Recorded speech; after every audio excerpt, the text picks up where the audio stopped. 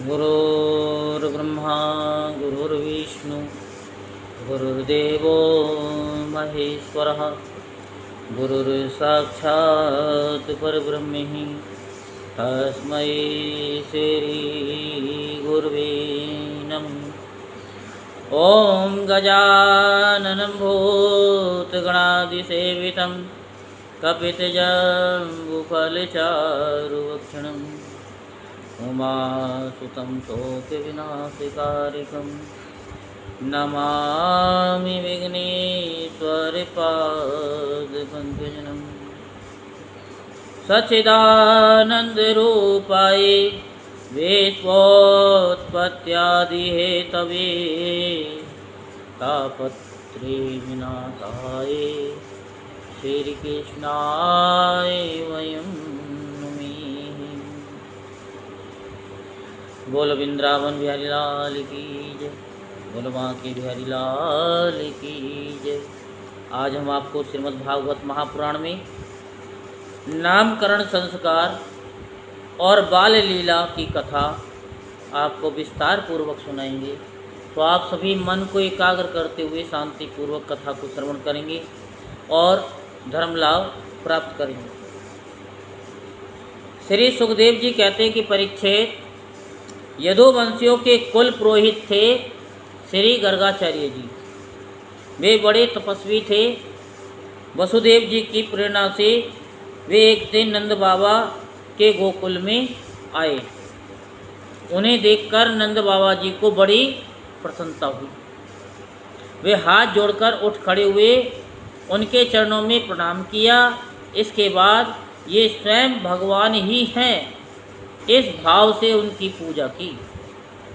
जब गर्गाचार्य जी आराम से बैठ गए और विधि पूर्वक उनका आतिथ्य सत्कार हो गया, तब नंद बाबा ने बड़ी ही मधुर वाणी से उनका अभिनंदन किया और कहा कि भगवान, आप तो स्वयं पूर्ण काम हैं, फिर भी मैं आपकी क्या सेवा करूं? आप जैसे महात्माओं का हमारे जैसे ग्रस्तों के घर आ जाना ही हमारे परम कल्याण का कारण है। हम तो घरों में इतने उलझे रहे हैं, यानी उलझ रहे हैं, और इन प्रपंचों से हमारा चित्त इतना दीन हो रहा है कि हम आपके आश्रम तक जा भी नहीं सकते। हमारे कल्याण के सिवा आपके आगमन का और कोई हेतु नहीं है। प्रभु, जो बात साधारणतः इंद्रियों की पहुँच के बाहर है अथवा भूत और भविष्य के गर्भ में निहित है, वह भी ज्योतिष शास्त्र के द्वारा प्रत्यक्ष जान ली जाती है। आपने उसी ज्योतिष शास्त्र की रचना की है। आप ब्रह्मवेताओं में श्रेष्ठ हैं, इसलिए मेरे इन दोनों बालकों के नामकरण आदि संस्कार आप ही कर दीजिए, क्योंकि ब्राह्मण जन्म से ही मनुष्य मात्र का गुरु है। गर्गाचार्य जी ने कहा, नंद जी, मैं सब जगह यदुवंशियों के आचार्य के रूप में प्रसिद्ध हूँ। यदि मैं तुम्हारे पुत्र के संस्कार करूँगा तो लोग समझेंगे कि ये तो देवकी का पुत्र है। कंस की बुद्धि बुरी है, वह पाप ही सोचा करती है। वसुदेव जी के साथ तुम्हारी बड़ी घनिष्ठ मित्रता है। जब से देवकी की कन्या से उसने ये बात सुनी है कि उसको मारने वाला और कहीं पैदा हो गया है, तब से वह यही सोचा करता है कि देवकी के 8वें गर्भ से कन्या का जन्म नहीं होना चाहिए। यदि मैं तुम्हारे पुत्र का संस्कार कर दूं और वह इस बालक को वसुदेव जी का लड़का समझकर मार डाले, तो हमसे बड़ा अन्याय हो जाएगा। नंद बाबा ने कहा, आचार्य जी, आप चुपचाप इस एकांत गौशाला में केवल स्वस्ति वाचन करके इस बालक का द्विजाति समुचित नामकरण संस्कार कर दीजिए। औरों की कौन कहे, मेरे सगे संबंधी भी इस बात को न जानने पाएंगे।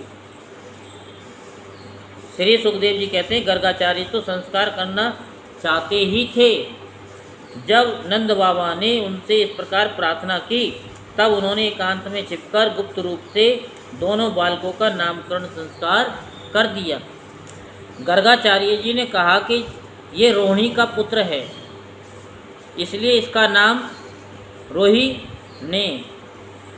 ये अपने सगे संबंधी और मित्रों को अपने गुणों से अत्यंत आनंदित करेगा, इसलिए इसका दूसरा नाम होगा राम। इसके बल की कोई सीमा नहीं है, अतः इसका एक नाम बल भी है।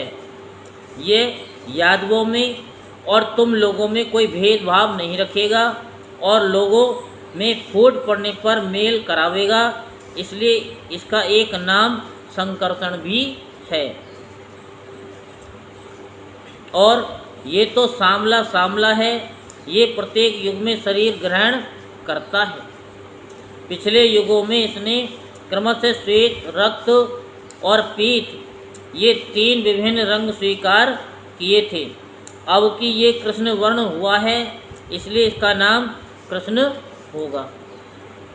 नंद जी, ये तुम्हारा पुत्र पहले कभी वसुदेव जी के घर भी पैदा हुआ था, इसलिए इस रहस्य को जानने वाले लोग इसे श्रीमान वासुदेव भी कहते हैं। तुम्हारे पुत्र के और भी बहुत से नाम हैं तथा रूप भी अनेक है। इसके जितने गुण हैं और जितने कर्म, उन सब के अनुसार अलग अलग नाम पड़ जाते हैं। मैं तो उन नामों को जानता हूँ, परंतु संस्कार के साधारण यानी संसार के साधारण लोग नहीं जानते। यह तुम लोगों का परम कल्याण करेगा। समस्त गोप और गौओं को ये बहुत ही आनंदित करेगा। इसकी सहायता से तुम लोग बड़ी बड़ी विपत्तियों को बड़ी सुगमता से पार कर लोगे। ब्रजराज, पहले युग की बात है, एक बार पृथ्वी में कोई राजा नहीं रह गया था। डाकुओं ने चारों ओर लूट खसोट मचा रखी थी। तब तुम्हारे इसी पुत्र ने सज्जन पुरुषों की रक्षा की और इससे बल पाकर इन लोगों यानी उन लोगों ने लुटेरों पर विजय प्राप्त की। जो मनुष्य तुम्हारे सामने सलोने शिशु से प्रेम करते हैं वे बड़े भाग्यवान हैं। जैसे विष्णु भगवान के कर कमलों की छत्र छाया में रहने वाले देवताओं को असुर जीत नहीं सकते, वैसे ही इससे प्रेम करने वालों को भीतर या बाहर किसी भी प्रकार के शत्रु नहीं जीत सकते। नंद जी, चाहे जिस दृष्टि से देखें, गुण में, संपत्ति और सौंदर्य में, कीर्ति और प्रभाव में तुम्हारा ये बालक साक्षात भगवान नारायण के समान है। तुम बड़ी सावधानी और तत्परता से इसकी रक्षा करो। इस प्रकार नंद बाबा को भली भांति समझाकर आदेश देकर गर्गाचार्य जी अपने आश्रम को लौट गए। उनकी बात सुनकर नंद बाबा को बड़ा ही आनंद हुआ। उन्होंने ऐसा समझा कि मेरी सब आशा लालसाएं पूरी हो गई, अब मैं कृत्य हूँ। परीक्षित कुछ ही दिनों में राम और श्याम घुटनों और हाथों के बल बकैयाँ चल चलकर गोकुल में खेलने लगे। दोनों भाई अपने नन्हे नन्हे पाँव को गोकुल की कीचड़ में घसीटते हुए चलते। उस समय उनके पाँव और कमर के घुंघरू रुन झुन बजने लगते। वह शब्द बड़ा भला मालूम पड़ता। वे दोनों स्वयं वह ध्वनि सुनकर खिल उठते। कभी कभी वे रास्ते चलते किसी अज्ञात व्यक्ति के पीछे हो लेते। फिर जब देखते कि ये तो कोई दूसरा है, तब झक से रह जाते और डर कर अपनी माताओं रोहिणी जी और यशोदा जी के पास लौट आते। माताएं ये सब देख देख कर सने से भर जाती। उनके स्तनों से दूध की धारा बहने लगती। जब उनके दोनों नन्हे नन्हे से शिशु अपने शरीर में कीचड़ का अंगराग लगाकर लौटते, तब उनकी सुंदरता और भी बढ़ जाती थी। माताएं उन्हें आते ही दोनों हाथों से गोद में लेकर हृदय से लगा लेती और आते दोनों हाथों से गोद में लेकर हृदय से लगा लेती और स्तनपान कराने लगती। जब वे दूध पीने लगते और बीच बीच में मुस्कुरा मुस्कुरा कर अपनी माताओं की ओर देखने लगते, तब वे उनकी मंद मंद मुस्कान, छोटी छोटी दंतुलियाँ और भोला भाला मुँह देखकर आनंद के समुद्र में डूबने उतरने लगते। जब राम और श्याम दोनों कुछ और बड़े हुए, तब ब्रज में घर के बाहर ऐसी ऐसी बाल लीलाएं करने लगे जिन्हें गोपियाँ देखती ही रह जाती। जब वे किसी बैठे हुए बछड़े की पूंछ पकड़ लेते और बछड़े डरकर इधर उधर भागते, तब वे दोनों और भी जोर से पूंछ पकड़ लेते और बछड़े उन्हें घसीटते हुए दौड़ाने लगते। गोपियाँ अपने घर का काम धंधा छोड़कर यही सब देखा यानी देखती रहती थी और हंसते हंसते लोटपोट होकर परम आनंद में मग्न हो जाती। कन्हैया और बलदाऊ दोनों ही बड़े चंचल और बड़े खिलाड़ी थे। वे कहीं हरिण, गाय आदि सींग वाले पशुओं के पास दौड़ जाते, तो कहीं धधकती हुई आग से खेलने के लिए कूद पड़ते। कभी दांत से काटने वाले कुत्तों के पास पहुंच जाते, तो कभी आँख बचाकर तलवार उठा लेते। कभी कुएं या गड्ढे के पास जल में गिरते गिरते बचते। कभी मोर आदि पक्षियों के निकट चले जाते और कभी कांटों की ओर बढ़ जाते थे। माताएं उन्हें बहुत बरसती, परंतु उनका एक न एक यानी उनकी एक भी न चलती।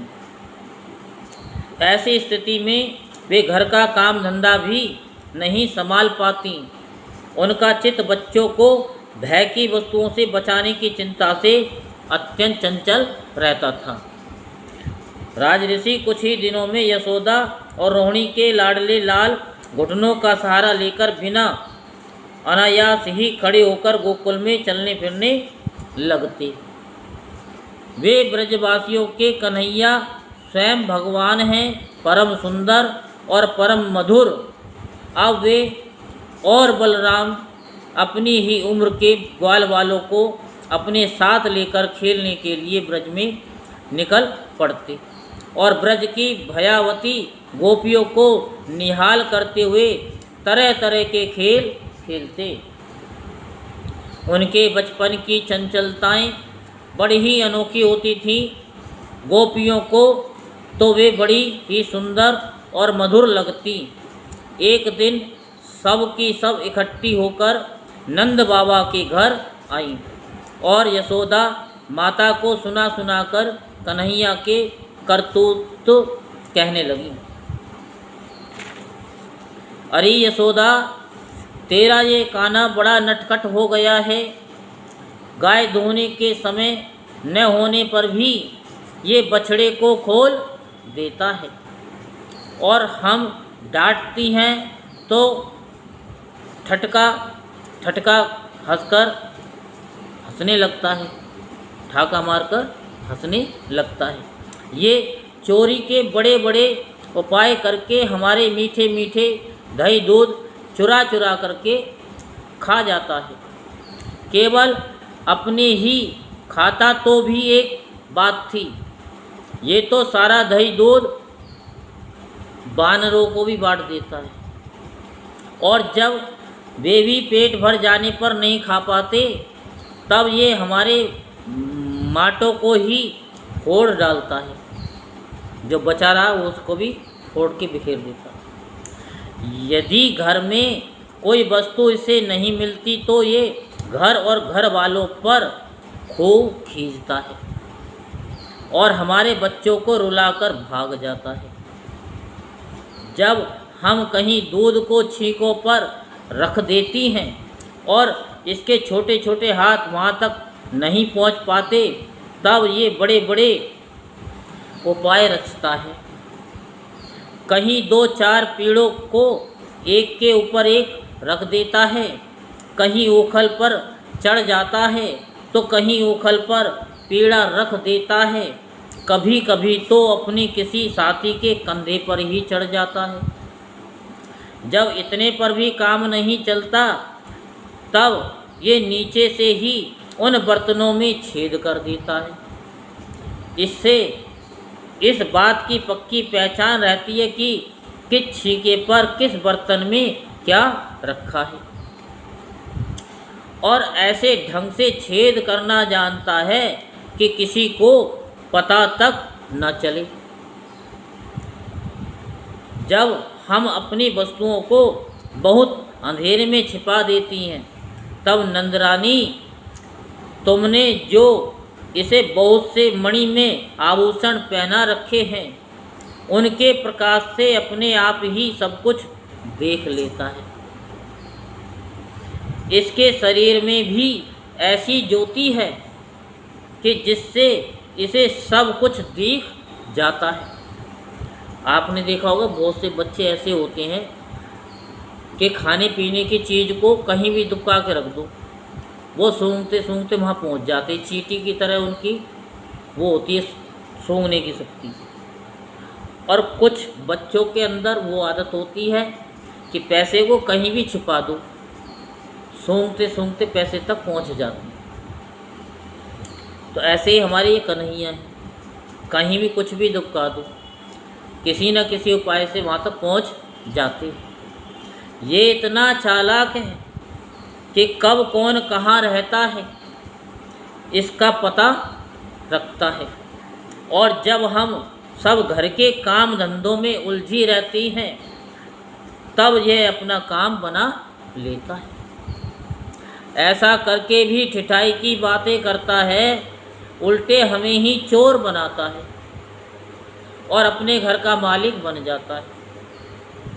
इतना ही नहीं, ये हमारे लिए पुते स्वच्छ घरों में मूत्र आदि भी कर देता है। तनिक देखो तो इसकी ओर, वहाँ तो चोरी के अनेकों उपाय करके काम बनाता है, और यहाँ मालूम हो रहा है कि मानो पत्थर की मूर्ति खड़ी हो। वारे भोले भाले साधु, इस प्रकार गोपियाँ कहती जाती और श्री कृष्ण के भीतर यानी भीत चकित नेत्रों से युक्त मुख कमल को देखती जाती।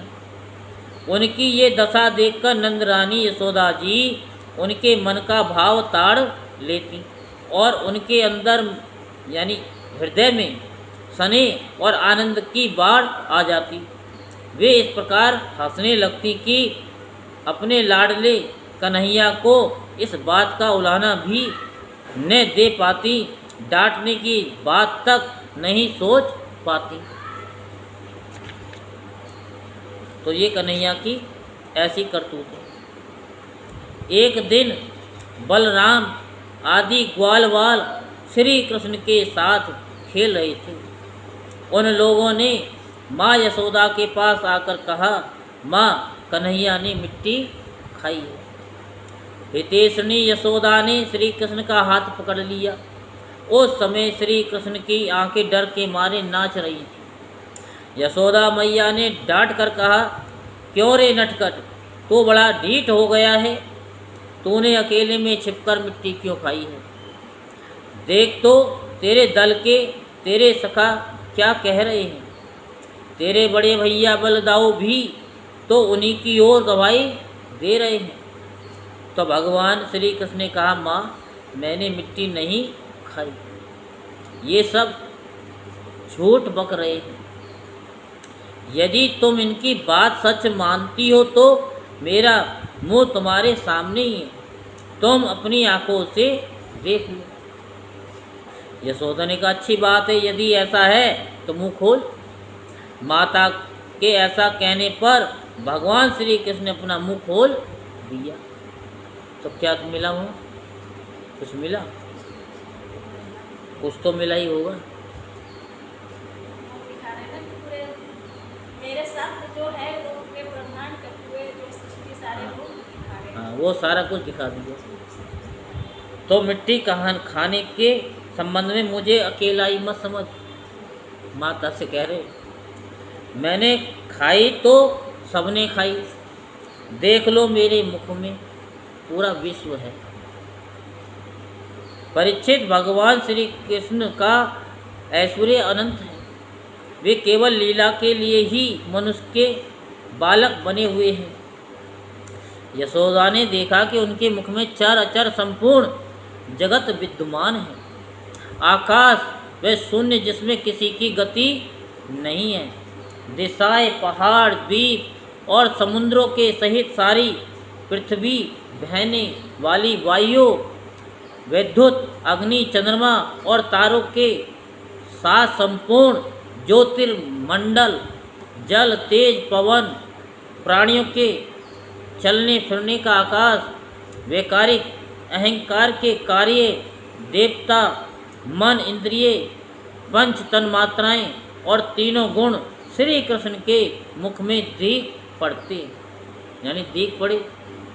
परिचित, जीव, काल, स्वभाव, कर्म, उनकी वासना और शरीर आदि के द्वारा विभिन्न रूपों में दिखने वाला ये सारा विचित्र संसार, संपूर्ण ब्रज और अपने आप को भी यशोदा जी ने श्री कृष्ण के नन्हे से खुले हुए मुख में देखा। वे बड़ी शंका में पड़ गईं। वे सोचने लगी कि ये कोई सपन है या भगवान की माया। कहीं मेरी बुद्धि में ही तो कोई भ्रम नहीं हो गया। संभव है मेरे बालक में ही कोई जन्मजात योग सिद्धि हो, जो चित्त, मन, कर्म और वाणी के द्वारा ठीक ठीक उस सुगमता से अनुमान के विषय नहीं होते। ये सारा विश्व जिनके आश्रित है, जो इसके प्रेरक हैं और जिनकी सत्ता से ही इसकी प्रतीति होती है, जिनका स्वरूप सर्वदा अचिंत्य है, उन प्रभु को मैं प्रणाम करती हूँ। ये मैं हूँ और ये मेरे पति तथा ये मेरा लड़का है। साथ ही मैं ब्रजराज की समस्त संपत्तियों की स्वामिनी, धर्म पत्नी हूँ। ये गोपियाँ, गोप और गोधन मेरे अधीन हैं, जिनकी माया से मुझे इस प्रकार की कुमति घेरे हुए है। वे भगवान ही मेरे एकमात्र आश्रय हैं, मैं उन्हीं की शरण में हूँ। जब इस प्रकार यशोदा माता श्री कृष्ण तत्व समझ गईं, तब सर्वशक्तिमान सर्वव्यापक प्रभु ने अपनी पुत्र स्नेहमयी वैष्णवी योग माया का उनके हृदय में संचार कर दिया। यशोदा जी को तुरंत वह घटना भूल गई। उन्होंने अपने दुलारे लाल को गोद में बिठा लिया। जैसे पहले उनके हृदय में प्रेम का समुद्र उमड़ता रहता था, वैसे ही फिर उमड़ने लगा। वे सब कुछ भूल गई कि क्या देखा था और क्या नहीं। सारे वेद, उपनिषद, सांख्य, योग और भक्तजन जिनके महात्म का गीत गाते गाते अघाते नहीं, उन्हीं भगवान को यशोदा जी अपनी पुत्र मानती थी। राजा परीक्षित ने पूछा, भगवान नंद बाबा ने ऐसा कौन सा बहुत बड़ा मंगल में साधन किया था, और परम भाग्यवती यशोदा जी ने भी ऐसी कौन सी तपस्या की थी कि जिसके कारण स्वयं भगवान ने अपने श्री मुख से उनका स्तनपान किया। भगवान श्री कृष्ण की वे बाल लीलाएं, जो वे अपने ऐश्वर्य और महत्ता आदि को छिपाकर ग्वाल वालों में करते हैं इतनी पवित्र है कि उनका श्रवण कीर्तन करने वाले लोगों के भी सारे पाप ताप शांत हो जाते हैं। त्रिकालदर्शी ज्ञानी पुरुष आज भी उनका गान करते रहते हैं। वे ही लीलाएं उनके जन्म दाता माता पिता देवकी वसुदेव जी को तो देखने तक को न मिली और नंद यशोदा उनका अपार सुख लूट रहे हैं। इसका क्या कारण है? श्री सुखदेव जी ने कहा कि परीक्षित, नंद बाबा पूर्व जन्म में एक श्रेष्ठ वसु थे। उनका नाम था द्रोण और उनकी पत्नी का नाम था धरा। उन्होंने ब्रह्मा जी के आदेशों का पालन करने की इच्छा से उनसे कहा, भगवान, जब हम पृथ्वी पर जन्म लें तब जगदीश्वर भगवान श्री कृष्ण में हमारी अनन्य प्रेम में भक्ति हो, जिस भक्ति के द्वारा संसार में लोग अनायास ही दुर्गतियों को पार कर जाते हैं। ब्रह्मा जी ने ऐसा कहा, ऐसा ही होगा। वे ही परम यशस्वी भगवान में द्रोण ब्रज में पैदा हुए और उनका नाम हुआ नंद, और वे धरा इस जन्म में यशोदा के नाम से उनकी पत्नी हुई। परीक्षित, अब इस जन्म में जन्म मृत्यु के चक्र से छुड़ाने वाले भगवान उनके पुत्र हुए और समस्त गोप गोपियों की अपेक्षा इन पति पत्नी नंद और यशोदा जी का उनके प्रति अत्यंत प्रेम हुआ। ब्रह्मा जी की बात सत्य करने के लिए भगवान श्री कृष्ण बलराम जी के साथ ब्रज में रहकर समस्त ब्रजवासियों को अपनी बाल लीला से आनंदित करने लगे। बोलो वृंदावन बिहारी लाल की जय, बोलो बांके बिहारी लाल की जय। जय जय श्री राधे श्याम, जय जय श्री राधे श्याम, जय जय श्री राधे श्याम।